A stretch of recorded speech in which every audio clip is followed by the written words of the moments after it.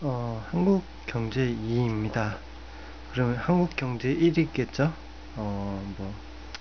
제가 유명인이 아니라서 그냥 적겠습니다. 한국 경제 1은 우리나라 집값 문제랑 중산층, 그 다음에 상류층이 자기들만 배불리는 형태로 기형적으로 이제 성장해서 우리나라 경제 구조를 정상적으로 키워나지 못하게 만들었어요. 그러니까 뿌리가 단단한 서민들이 뿌리예요, 사실. 근데 뿌리가 썩어 빠지게 만들었죠. 그러니까 뿌리는 빈약하고 머리만 그러니까 대롱대롱 매달려 있어서 언제 무너질지 모르는 겁니다. 그래도 그 머리통에는 이제 마약을 한 머리통들밖에 없어서 자기들만 행복하고 해외 여행을 가고 그러죠. 그러면 반대로 빈곤층이나 이제 서민층들은 이제 하루하루 살아가고 그러는데 일단 그런 얘기는 누구나 다 아는 얘기니까 대충 하고 제가 오늘 하려는 얘기는 서민과 그런 얘기는 아니고 저번 시간에 얘기했으니까 이번 시간에 얘기하려는 거는 한국의 모터에 대해서 얘기할 겁니다. 다른 전문가들이 많이 얘기했어요. 우리나라의 모터.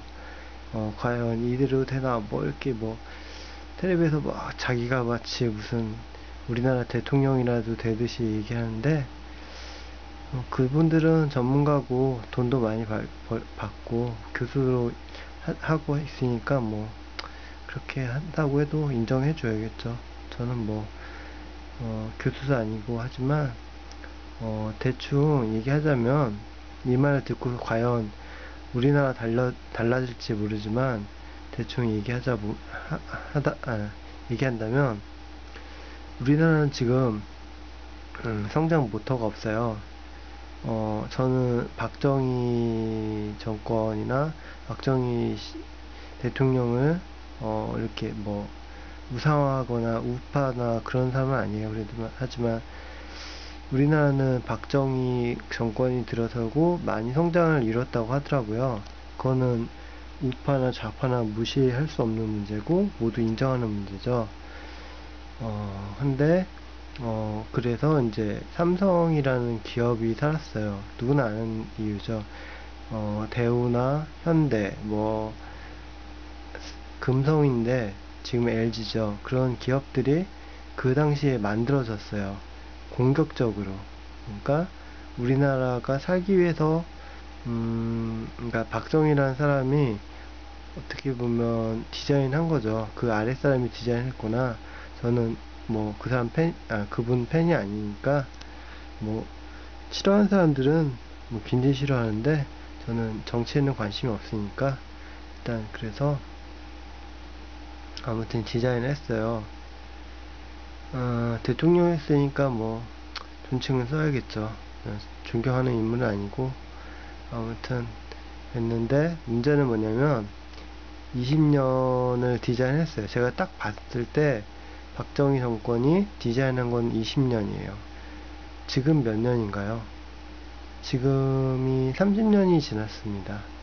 박정희 정권이 물러나고 30년이 지났어요. 30년. 그러면 벌써 약발이 떨어졌다는 거죠. 벌써 10년이 더 지난 거예요. 약발이 떨어지고. 그러고 보면 IMF가 언제 터졌죠? 딱 그 10년쯤 되는 해죠. 제가 지금 계산하고 말씀드린 게 아니라 통박으로 말씀드린 거예요. 통박. 그러니까 통박이라고 하면 좀 알아들을 수 없는데 그냥 대충 때려 맞춰서 20년을 내다보고 정책을 세웠어요.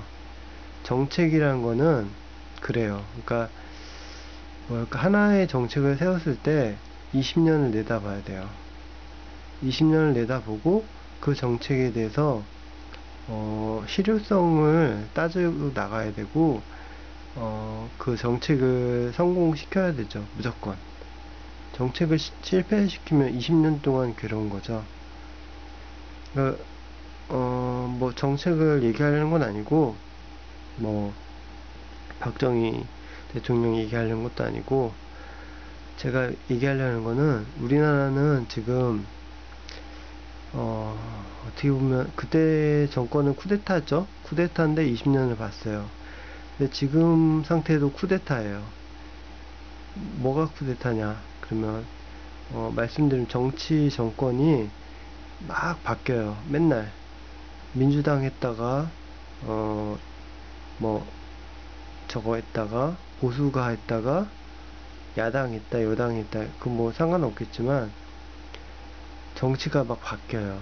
근데 문제는 뭐냐면 둘 다 못해요. 야당이고 여당이고. 저는 무슨 당이 아니니까 둘 다 얘기할 수 있죠. 하지만 아무튼 민주당이던 무슨 새누리당이던 둘 다 정치를 못하고 있어요. 그럼 결과적으로 그건 누구나 인정할 거예요.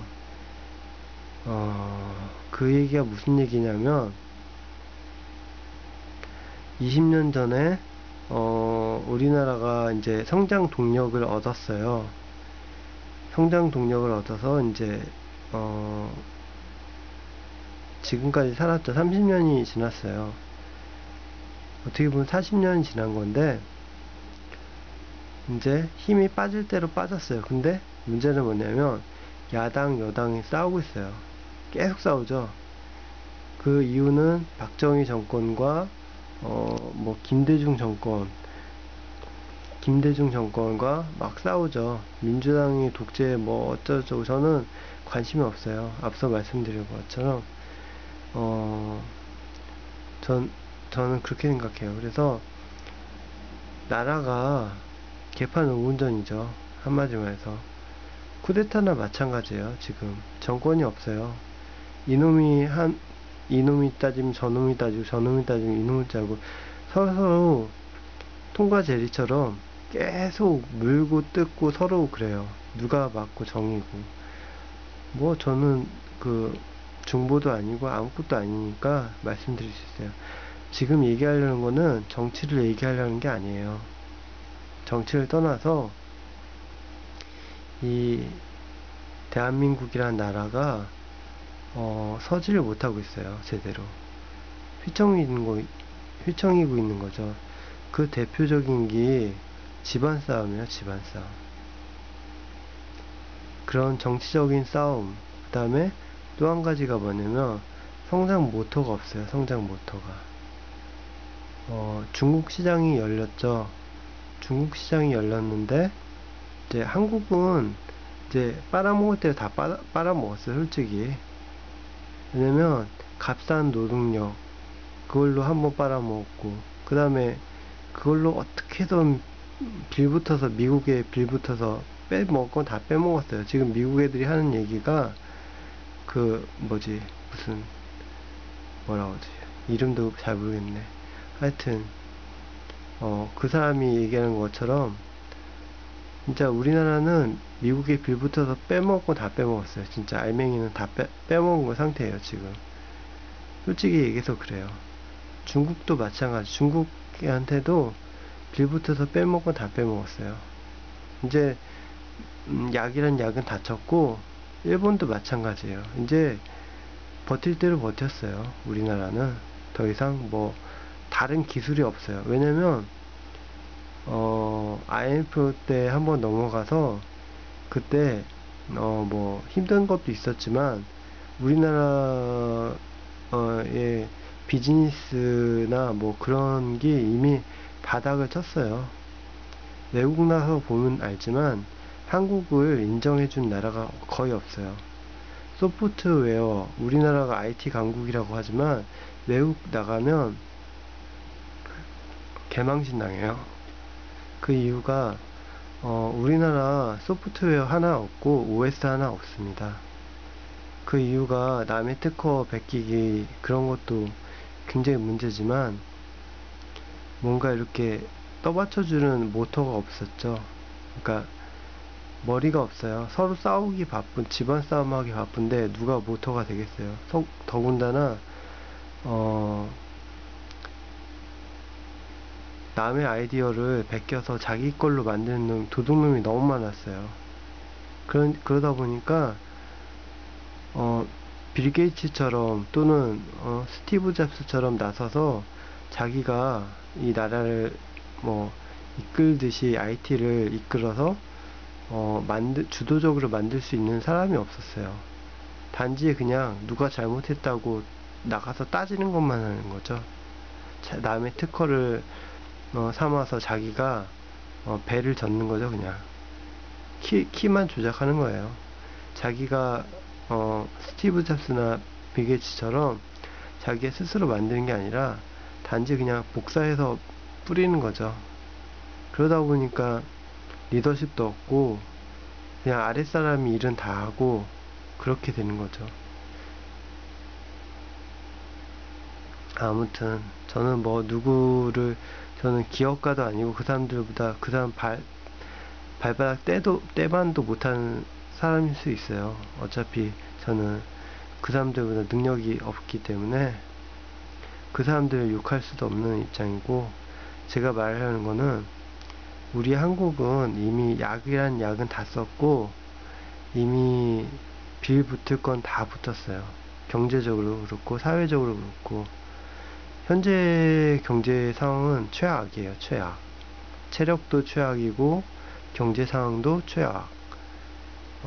거기에다가 거최악은 뭐냐면 사람들이 그거 하는 거죠. 뭐냐, 이렇게 경제 상황이 어려우면 일본 사람들처럼 이렇게 호주머니를, 그러니까 근검절약을 한다고 하잖아요. 돈을 쓰면서도 근검절약을 하는 거죠. 그러니까 돈을 왕창 쓰면서 근검절약을 한다는, 뭐 사치라고 하죠. 사치. 우리나라는 사치가 심한데 우리나라는 사치를 하면서도 근검절약을 안 해요. 그러니까 돈을 아끼는 건 맞아요. 아끼는 건 맞는데 사치를 해요. 한마디로 해서 사치와 근검절약은 틀린데, 일본 애들은 옷 입는 것부터 막 진짜 너저분하게 우리나라 막 70, 80년대처럼 입고 다녀도 돈을 아끼고 돈 쓸 때는 써요. 돈을 잘 융통하고 그래요. 일본 경제가 개판이긴 하지만 우리나라보다 잘 돌아가는 이유는 그거죠. 미국도 마찬가지예요. 걔네들 노숙자 많고 막 사회가 개판 웅전이 돼도 잘 돌아가는 이유가 그거죠. 근데 문제가 그거예요. 우리나라는 사치를 많이 해요. 사치가 가장 문제예요. 하지만 이걸 바로잡을 사람이 없어요. 그러니까 지금 우리나라는 체력을 떨어질 대로 다 떨어지고 사치는 사치대로 하고 이미 약발은 다 떨어졌고, 뭐 정리하자면 그 상태죠. 그리고 외국 노동자를 갖다 써요. 그 문제도 굉장히 심각한데 정부에서 고칠 생각이 없죠. 이민자 문제가 점점 발생하고 있어요. 또 이민자 문제가 발생하면 문화적인 이질감이 또 발생하고 결국 또 더 안 좋아지는 거죠. 이 문화도 아니고 저 문화도 아니고 심지어 종교 문제까지 발생하면 아주 그냥 완전 죽음이죠. 정리를 해보자 보면 그런 게 아니라 하자면 대충 그런 거죠. 한국이라는 모토가 있어야 돼요. 그리고 박정희가 세운 것처럼 뭐 독재를 해서 뭐 이렇게 기업을 만들고 그럴 수는 없어요. 지금은 한 사람 한 사람, 개인 한 사람 한 사람이 미국 애들처럼 기업이에요. 한 사람 한 사람이. 그 사람들을 인정해줘야 되고 그 사람 아이디어를 지켜줘야 돼요. 하지만 우리나라는 남의 아이디어를 인정해주지 않고 기업이 먼저 베껴요. 외국 애들 같은 경우에는 기업이 그 아이디어를 사고 그 사람들을 키워줘요. 그러니까 뭔가 잘못된 거 아시겠죠? 뭐부터 잘못됐는지. 시대착오적인 생각을 하고 잘못된 방법으로 이끌고 있어요. 아까 말씀드렸던 것처럼 서민을 살려야 되는데 서민을 아주 노예처럼 이제 사상 교육을 시켜서 이제 이끌고 있죠. 대기업에 입사를 해야지 잘 산다, 그런 식으로. 그리고 서민들은 부자를 쳐다보면서 사치를 하고 돈을 아낄 줄을 모르고 돈을 반대로 안 써요. 그러다 보니까 사치는 사치대로 하고 돈을 안 쓰다 보니까 점점 이제 가게의 빚은 늘어나고 건물은 멋지고 휘황찬란하고 빚은 계속, 그러니까 사치를 하니까 빚을 계속 갖다가 긁어 쓰죠. 돌려막기 하니까. 그래서 자꾸 악화되고 신용이 자꾸 떨어지니까 더 할 건 없고, 연구개발을 하고 개인을 인정해 줘야 되는데 개인을 인정해 주는 게 아니라 나오는 대로 족족 빨아먹어요. 개인의 아이디어를, 특허를 침해하고 남의 블럭을 염탐해서 비슷하게 만들고, 그러다 보니까 점점 이제 사회가 더 메말라 가는 거죠. 약을 쓸 대로 쓰고 이제 말기 암 환자 이상으로 이제 더 이상 잡을 수 없는 병이 돼버린 거죠. 근데 가장 문제는 교수들이나 지식인들이 이거를 바로잡으려고 노력을 해야 되는데, 학교에서 학점 관리나 하고 있고,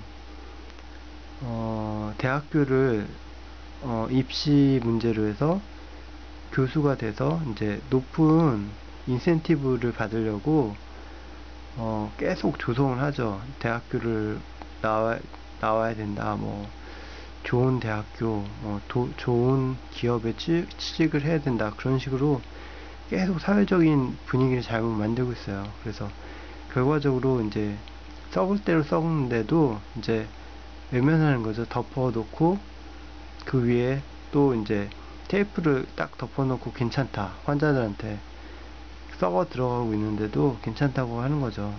왜냐면 이제 손 쓸 수가 없으니까, 더 이상 암이 너무 많이 퍼져서.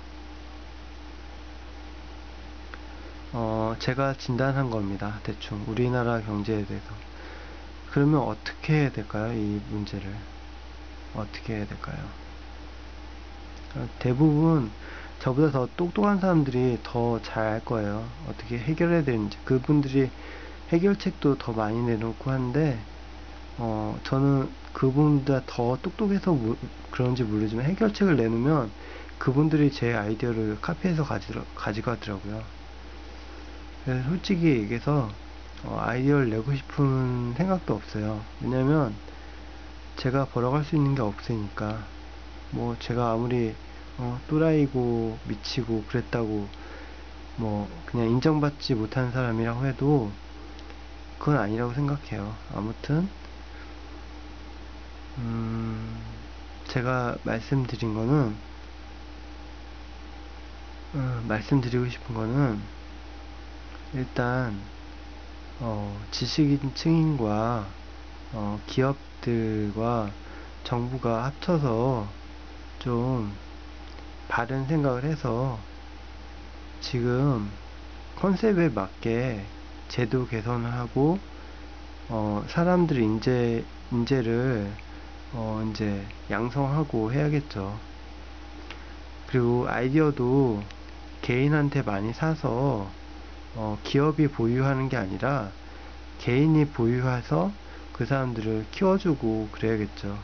그리고 그 사람들이 서로 설 수 있게 이렇게 아이디어를 사주는 곳이 있는 게 아니라, 그 사람들이 외국 사람들처럼 스스로 이제 구글이나 뭐 MS처럼 그런 기업에 들어가서 성장할 수 있게 도와줘야 되는 거죠. 그러면 그 사람들이 결국 그런 데서 배워서 우리나라 다시 와서 성장하게 하니까, 자꾸 연구 개발해서 성장하는 것처럼 그렇게 문을 열어줘야 되는 거죠. 결국 보면 지금 한 사람이 성공하면 외국 가서 그냥 지 혼자 잘 먹고 잘 사는 형태가 돼서, 뭐 우주 보내도 뭐 그냥 자기 혼자 먹고 살고 하는 것처럼 결과적으로 그렇게 됐어요. 믿을 수 있는 사람이 없어요.